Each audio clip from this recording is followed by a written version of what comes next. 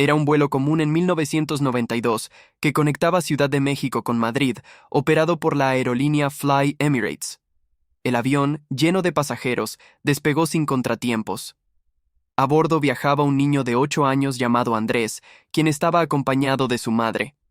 La mujer, tras asegurarse de que su hijo estaba bien acomodado en su asiento, se distrajo durante unos minutos conversando con otro pasajero en el asiento de al lado. Cuando volvió a mirar hacia el asiento de Andrés, su hijo había desaparecido. Al principio pensó que Andrés había ido al baño o había ido a caminar por el pasillo, como ya lo había hecho en otros vuelos. Sin embargo, pasaron varios minutos y el niño no regresaba. En pánico, la madre se levantó y comenzó a preguntar a los pasajeros cercanos si lo habían visto, pero nadie parecía saber nada.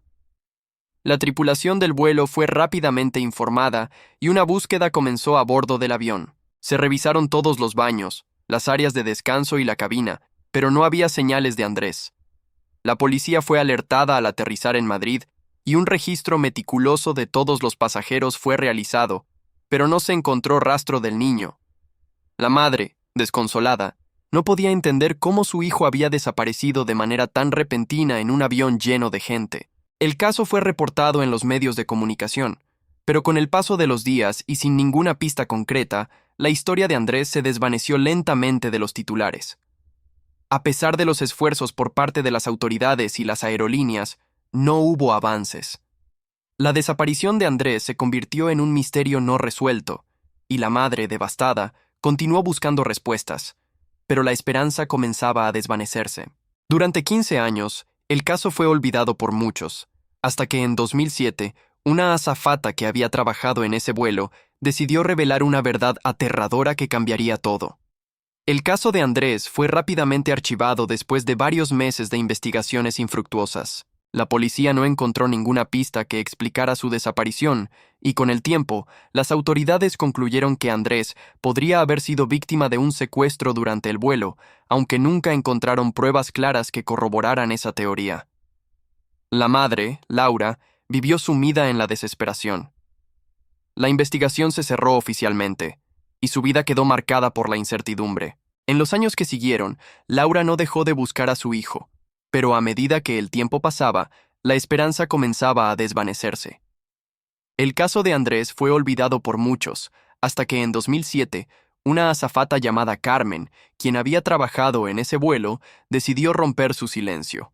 Carmen, que había sido parte del equipo de vuelo durante ese trayecto, guardó un secreto que la había atormentado durante años. Un día, mientras repasaba viejos documentos de la aerolínea, encontró algo que la hizo sentir que finalmente debía hablar. Recordaba claramente ese vuelo en particular. Fue un vuelo largo y cargado de tensión, y aunque todos los pasajeros parecían tranquilos al principio, Carmen comenzó a notar algo extraño en el comportamiento de uno de los miembros de la tripulación. Durante el trayecto, Carmen había sido testigo de cómo un hombre, aparentemente común, había estado actuando de manera inquietante, especialmente en los momentos en que Andrés desapareció. En un principio, Carmen no pensó mucho en ello, pero algo en su interior le decía que debía contar lo que sabía. Después de tanto tiempo, y con el caso aún sin resolver, Carmen decidió finalmente hablar con las autoridades. Reveló que, a bordo del avión, había visto a un hombre sospechoso interactuar con la tripulación, y aunque no pudo ver lo que ocurrió exactamente en el momento de la desaparición, sintió que su testimonio podría ser clave para resolver el misterio. Carmen entregó todos los detalles que recordaba, y con ello reabrió un caso que durante tanto tiempo había sido considerado perdido.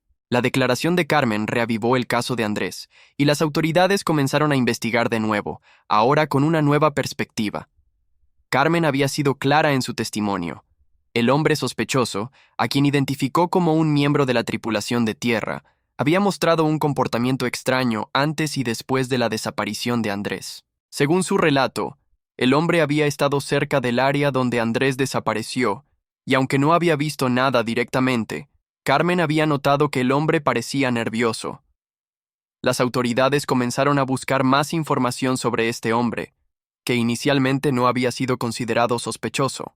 Después de un exhaustivo rastreo, se descubrió que el hombre en cuestión, llamado Ricardo Torres, tenía antecedentes penales por delitos menores, pero no estaba registrado como parte de ningún crimen grave. A pesar de esto, su comportamiento durante el vuelo fue lo suficientemente inquietante como para que la policía decidiera profundizar en su historial. Con la ayuda de las cámaras de seguridad del aeropuerto y otros testimonios de la tripulación, los investigadores comenzaron a descubrir conexiones más oscuras. Ricardo había tenido acceso a áreas restringidas del avión y a través de varias entrevistas con colegas de trabajo, se supo que tenía una red de contactos en el mundo del tráfico de personas, aunque nunca había sido directamente acusado. El caso de Andrés, ahora con este nuevo ángulo, comenzó a tomar forma. Los detectives rastrearon los movimientos de Ricardo y descubrieron que había salido de España poco después del vuelo. La sospecha de que él estuviera vinculado a una red internacional de tráfico de menores fue creciendo, pero aún no había pruebas suficientes para demostrar su culpabilidad. Mientras tanto, Laura, que había estado al margen de la investigación durante años, fue informada de las nuevas revelaciones. Aunque las noticias le dieron una chispa de esperanza, también la llenaron de temor. La posibilidad de que su hijo hubiera sido llevado lejos, fuera de su alcance, la aterrorizaba, pero al menos ahora parecía haber una dirección clara para la investigación. La verdad que había esperado durante tanto tiempo comenzaba a emerger, pero cada nuevo hallazgo traía consigo más preguntas. ¿Qué había pasado con Andrés después de su desaparición? ¿Dónde estaba ahora? La búsqueda de respuestas estaba lejos de terminar, y el dolor de Laura se intensificaba con cada pista que se descubría.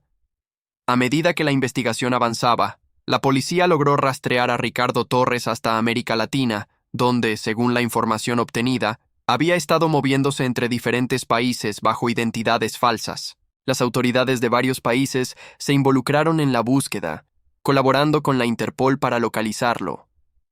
En paralelo, Laura vivió esos meses con una mezcla de angustia y esperanza. Por fin, la posibilidad de que Andrés estuviera vivo se volvía más real, aunque el miedo de lo que pudiera haber sufrido durante todo ese tiempo seguía acompañándola. Un día, mientras las autoridades seguían el rastro de Ricardo en Brasil, recibieron una pista inesperada. Un testigo, un niño que había estado involucrado en una operación de rescate de víctimas de trata de personas, identificó a Ricardo en una fotografía. El niño había sido rescatado en una operación anterior y había reconocido al hombre como parte del grupo que había traficado a niños en el pasado. Este testimonio fue crucial, ya que vinculaba a Ricardo directamente con una red de tráfico de menores que operaba entre Europa y América Latina. Con esta nueva evidencia, la policía pudo finalmente ubicar a Ricardo en una casa aislada en la selva brasileña. La operación para capturarlo fue rápida, y cuando Ricardo fue arrestado, las autoridades descubrieron que había estado involucrado en una serie de secuestros de niños durante años. Aunque la noticia de su captura fue un avance importante, la verdadera pregunta seguía siendo, ¿dónde estaba Andrés? Con la detención de Ricardo, los investigadores pudieron acceder a más información sobre los lugares donde había llevado a los niños, pero ninguna pista conducía directamente a la ubicación de Andrés. Los oficiales comenzaron a rastrear todos los lugares posibles, pero la búsqueda seguía siendo incierta.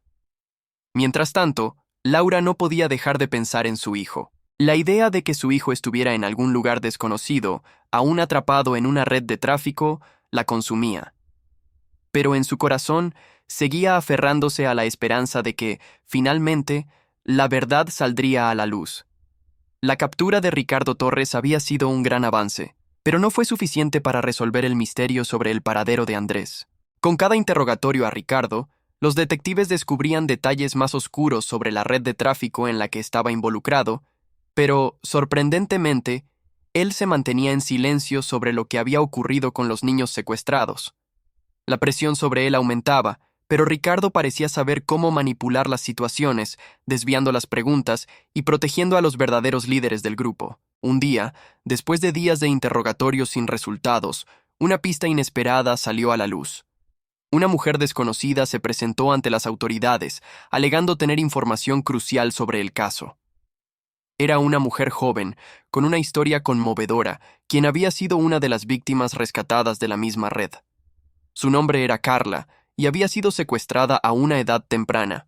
Había sido liberada recientemente en una operación diferente y durante su rehabilitación empezó a recordar fragmentos de su vida durante los años que pasó en cautiverio. Fue en uno de esos recuerdos que Carla mencionó un detalle inquietante. Recordó haber visto a un niño, similar en edad a Andrés, en un lugar que describió como una casa segura, donde los niños eran ocultados hasta que fueran transportados a otros lugares. Aunque su recuerdo estaba nublado por el trauma, los detalles que Carla proporcionó coincidían con la información que los investigadores ya tenían sobre las rutas utilizadas por Ricardo. La policía logró rastrear el lugar que Carla había mencionado y con la ayuda de equipos de rescate y apoyo internacional, llegaron a una propiedad remota en un pueblo cercano a la frontera con Perú. Allí, encontraron a varios niños que habían sido secuestrados y mantenidos en condiciones inhumanas. Andrés no estaba entre ellos, pero los investigadores descubrieron algo aún más impactante: un pequeño cuaderno con notas que parecían estar escritas por él, con detalles sobre su tiempo en cautiverio. La angustia de Laura se renovó, pero también surgió una nueva esperanza. A pesar de no haber encontrado a su hijo, ahora sabía que estaba cerca de descubrir la verdad. Las pistas apuntaban a que Andrés estaba siendo trasladado a otro lugar, pero por primera vez en muchos años, las piezas del rompecabezas empezaban a encajar. La nueva pista que Carla había proporcionado condujo a un pueblo remoto cerca de la frontera con Perú, donde la policía descubrió que varios niños habían sido secuestrados y mantenidos en condiciones horribles. Sin embargo, Andrés no estaba entre ellos. A pesar de la decepción inicial, los detectives no se rindieron. El cuaderno encontrado en la casa secreta contenía detalles que solo un niño podría haber escrito: referencias a lugares que había visitado, a las personas que había conocido y, sorprendentemente, una nota críptica que mencionaba el próximo vuelo.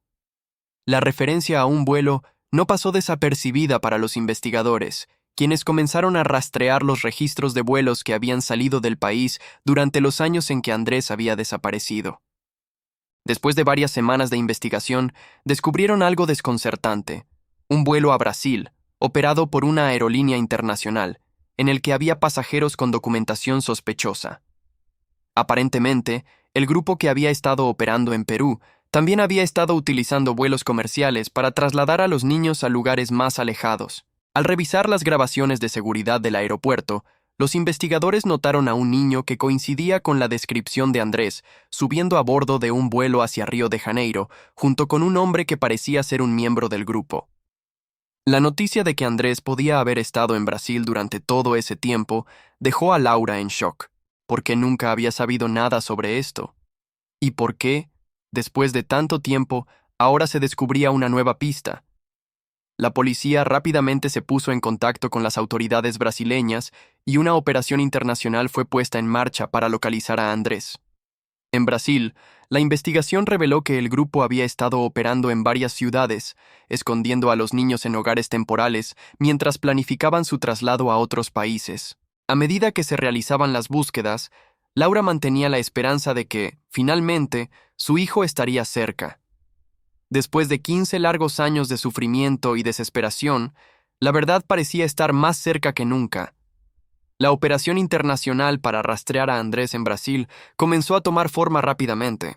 Las autoridades locales, colaborando estrechamente con la policía mexicana e internacional, comenzaron a rastrear posibles escondites y casas seguras donde los niños secuestrados podrían estar ocultos.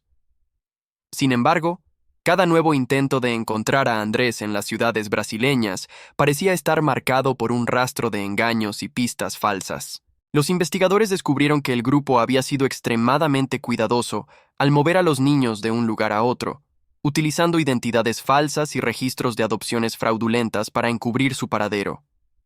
Tras semanas de intensos interrogatorios y revisiones de documentos, las autoridades finalmente lograron localizar una finca aislada en las afueras de Río de Janeiro, donde se había detectado una actividad sospechosa en los últimos meses. La finca parecía ser un centro de operaciones de la organización, un lugar donde mantenían a los niños antes de enviarlos a destinos más distantes.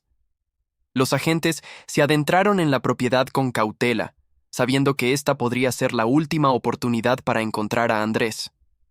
Al ingresar, encontraron una serie de habitaciones llenas de niños, algunos muy pequeños, otros un poco mayores, todos ellos en condiciones deplorables. Pero entre ellos no estaba Andrés. El dolor de Laura se renovó una vez más, pero, a pesar de la angustia, los detectives no se rindieron. Mientras revisaban el lugar, uno de los oficiales descubrió un pequeño rincón escondido en la parte trasera de la finca, que parecía haber sido utilizado solo por algunos de los niños. En ese rincón encontraron una mochila que, al abrirla, contenía varios artículos personales. Entre ellos, había una foto reciente de Andrés, tomada con una cámara desechable, en la que aparecía sonriendo junto a un niño desconocido. La foto, junto con varios objetos que claramente pertenecían a Andrés, reforzó la teoría de que él había estado en esa finca recientemente. Aunque no lo habían encontrado en ese momento, la nueva evidencia confirmaba que Andrés estaba más cerca de lo que nunca habían imaginado. La investigación se intensificó y las autoridades comenzaron a hacer registros en otras propiedades relacionadas con la red, sabiendo que finalmente estaban a punto de dar con su paradero. A medida que la investigación se profundizaba, las autoridades finalmente lograron rastrear una pista crucial que los llevó a un pequeño pueblo costero en el noreste de Brasil. La propiedad en la que se habían encontrado los objetos personales de Andrés había sido recientemente abandonada, y las nuevas búsquedas apuntaban a una casa aislada en las afueras del pueblo. El lugar parecía ser el último refugio del grupo que había secuestrado a los niños. Con un equipo de expertos en rescate y agentes internacionales, las autoridades brasileñas se prepararon para realizar un allanamiento cuidadosamente planeado. La tensión en el aire era palpable, pero todos sabían que esta podría ser la última oportunidad de encontrar a Andrés y salvar a otros niños que pudieran estar allí. Al llegar a la casa, los oficiales comenzaron a buscar en cada habitación, pero no fue hasta que llegaron al sótano que encontraron algo revelador. Una pequeña habitación con paredes frías y un solo colchón en el suelo. Dentro de esa habitación estaba Andrés, con su rostro sucio y su cuerpo frágil, pero vivo. Aunque su aspecto era agotado, al ver a los oficiales, sus ojos brillaron de esperanza. Laura, que había sido contactada de inmediato por las autoridades, corrió hacia la casa al recibir la noticia de que su hijo había sido encontrado. El encuentro fue inmediato, y el momento en que Andrés se abrazó a su madre fue indescriptible. Durante esos 15 años de angustia, Laura había pasado por momentos de desesperación y esperanza, pero al tener a su hijo finalmente en sus brazos, toda esa emoción se desbordó. Andrés, aunque débil, estaba claramente agradecido por estar a salvo.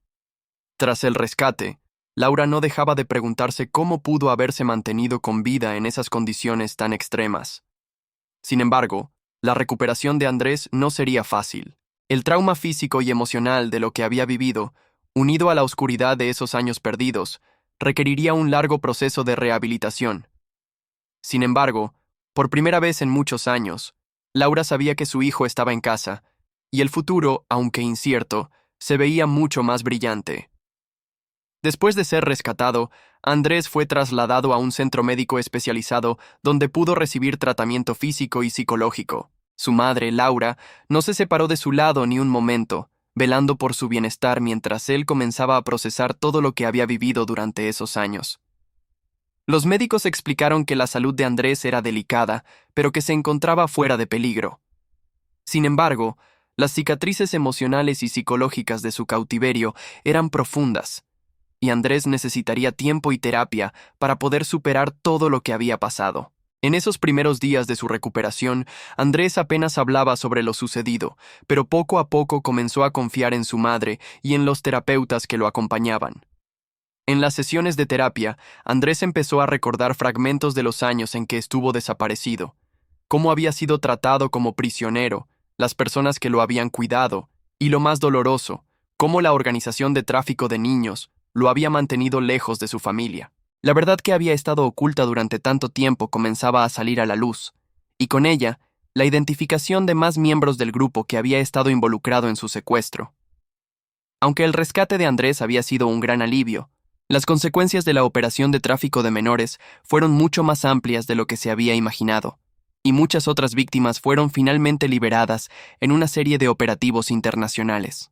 Mientras tanto, Laura se enfrentaba a sus propios sentimientos de culpa y dolor por los años perdidos. A pesar de que su hijo estaba finalmente a salvo, El tiempo que habían pasado separados seguía siendo una herida abierta en su corazón. Los días pasaban lentamente, pero en la medida en que Andrés comenzaba a sanar, Laura también encontraba su propio camino hacia la sanación. El reencuentro había sido un milagro, pero la verdadera batalla por superar el trauma estaba solo comenzando. A medida que pasaba el tiempo, Andrés y Laura comenzaron a reconstruir sus vidas.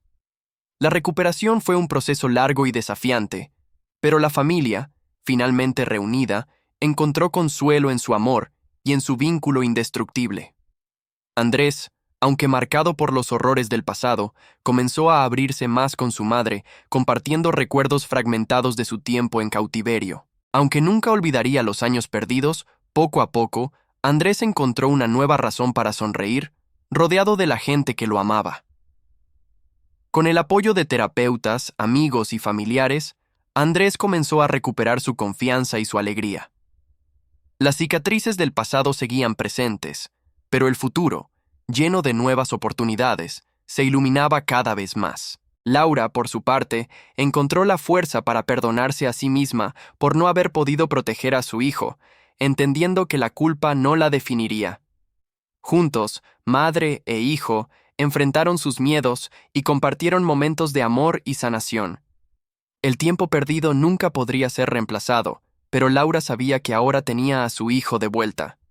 Aunque el dolor del pasado nunca desapareció por completo, la familia comenzó a mirar hacia adelante, con la certeza de que lo peor ya había pasado. La historia de Andrés, aunque trágica en muchos aspectos, también era una historia de esperanza y resiliencia. La justicia fue servida a quienes habían causado tanto daño, y la verdad sobre lo que sucedió en ese vuelo en 1992 finalmente salió a la luz.